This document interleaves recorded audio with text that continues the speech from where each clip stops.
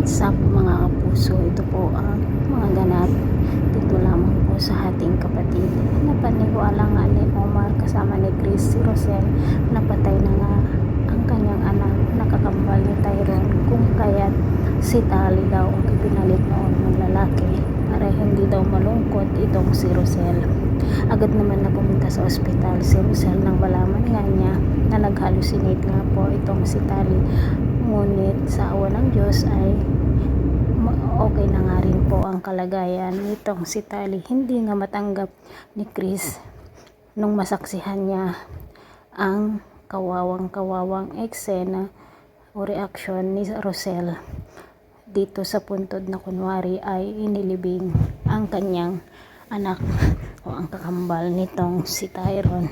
Samantala mga kapuso, ito namang si Jacinta ay nasabi nga niya dito sa dalawang bata na matagal nang nagsisinungaling itong si Rosel dahil nga ang alam ng mga ito ay patay na nga ang kanyang ama. Ngunit sinabi naman nitong si Jacinta na buhay ang ama nitong si Tyrone, at hanggang ngayon nga ay hindi pa rin niya alam na hindi nga niya tunay na kakambal si Tali.